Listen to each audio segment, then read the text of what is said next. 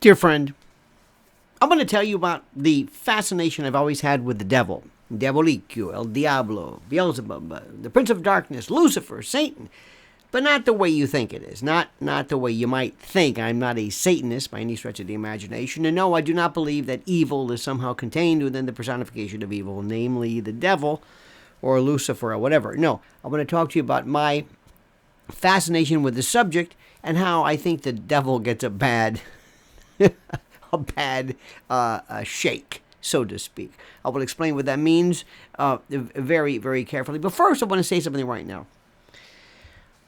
We have in this country this weird idea that somehow sleep is like laziness or something. I have no idea. We don't. I think we should have siestas during the day. I think you should nap more. I think a couple of minutes, maybe with your eyes closed and a sleep mask and a nice pillow, actually rejuvenates you. It's very important for your health. I'm not just saying this. I think it's true. It's absolutely true.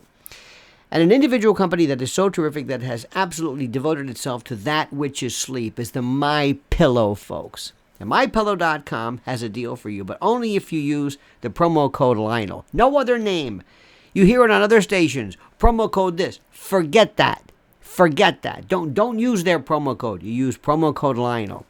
And just spend a few minutes going through and perusing all that is involved in this incredible thing called the world of MyPillow.com. Temperature controlled. What am I talking about? I get so excited. Everything you can imagine. Toppers and slippers. They're slippers. I think I've said that enough. Are now becoming, in my opinion, a fashion statement. At the Met Gala, look around. Or is it Gala? In any event, look around. Did you notice how many MyPillow slippers were there? Well, they were hidden, but trust me on that one.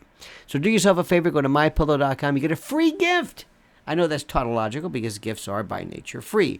So go to MyPillow.com, MyPillow.com/Lionel, promo code Lionel, or call 800-645-4965 for your edification, perusal, and review. The topic of tonight is Beelzebub has the devil put aside for me. And this is a story involving a case which is fascinating. A federal judge allows a Pennsylvania school district and orders them to allow an after-school Satan club. And I find absolutely nothing wrong with it. I know why. Because of this thing called the Constitution. A Constitution.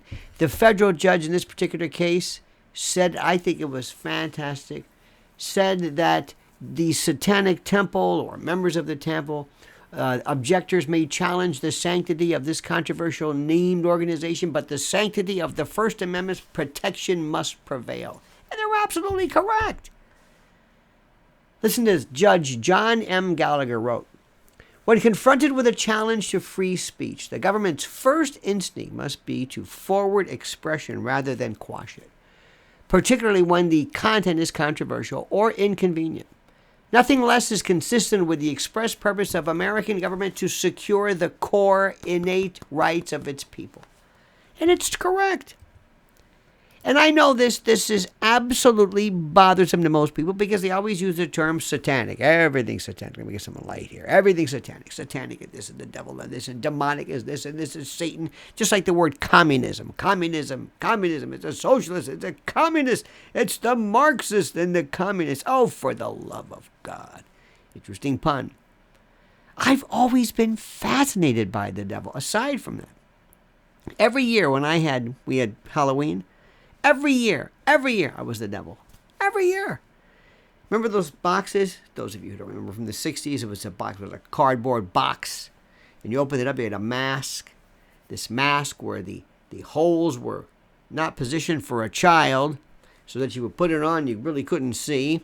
Then you put on this cape that was coated in some type of flammable chemical solvent, and you would basically, risk going up like a torch. And you went out into the night wearing a mask where you couldn't see, covered in not even a reflective cape, but one of these things you tie in the back that smelled of this chemical solvent, Agent Orange, Chernobyl juice, or whatever it was. And you would go to strangers' houses and they would give you candy. But I don't want to get into a thesis on Halloween, which was I still think it was great. But the idea of the devil, and I always thought the devil. What does the devil want to do? He wants to tempt you. One time when I was a kid, this is true, kindergarten, sister, I don't know what her name was, but this old principal, she played the piano like this beer hall. And she said, children, the devil will be at the carnival. Because the devil? Why is the devil? I took her for her word, or at her word. I thought the devil's going to be at the carnival. Why?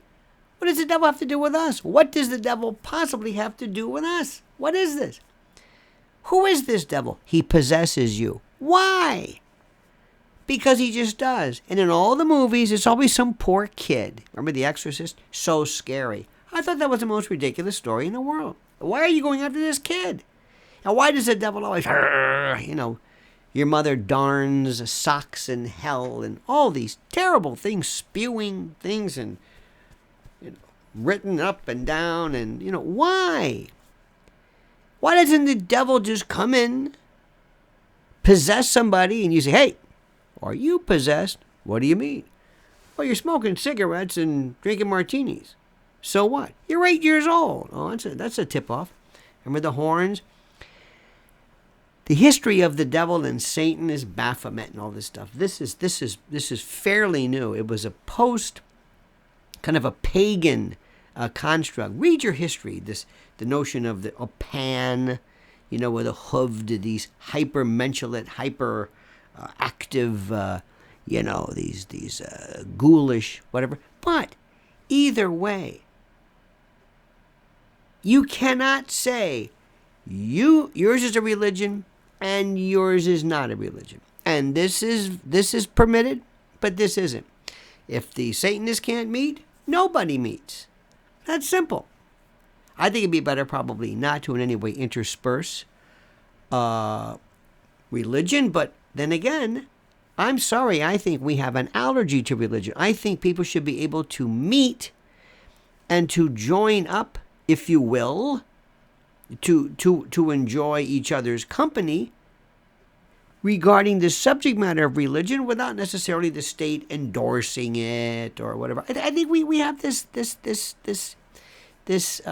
ridiculous intolerance for anything that is religious. I think that's ridiculous. But more importantly, what I think we have to understand is very simply this.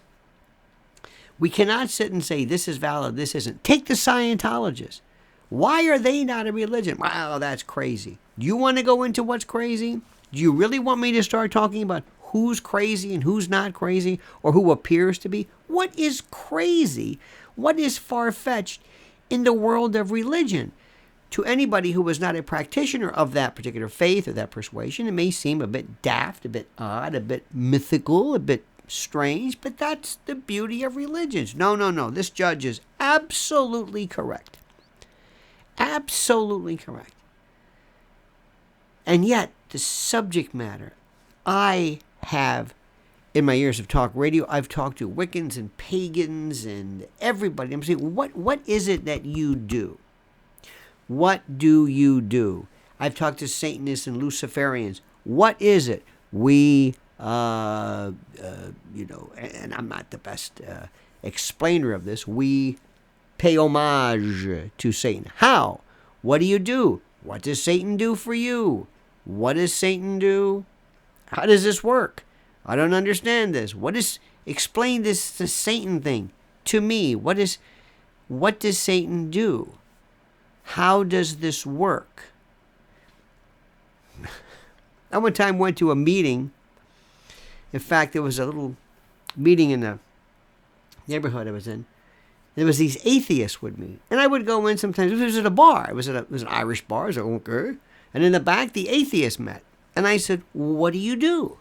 Well, we just talk. Do you talk about the improper inclusion or violations of the free exercise clause or the establishment clause? What do you do? I don't know. What do you do? Sit around and say, we don't believe, right? Same as last week? Everybody still not believe? Okay, good. Now let's drink. Listen, I've always been at peace. I am personally irreligious. I'm not an atheist. I pass no judgment on whether something exists or not exists. I don't speak French. I don't speak French. That is not a statement as to the legitimacy of the French language, whether French exists, whether people who are speaking to each other in French are actually speaking a language.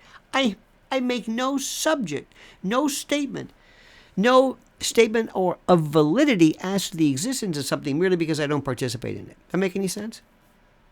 I want to hear what you have to think. I want to hear what you think. So please do me a favor. And please like this video. You know I've got to say this. Subscribe to the channel. And make sure you hit that little indicator so you'll be notified of new videos and live streams. And whatever you do, I beg, beseech, entreat, and importune you to comment as you see fit.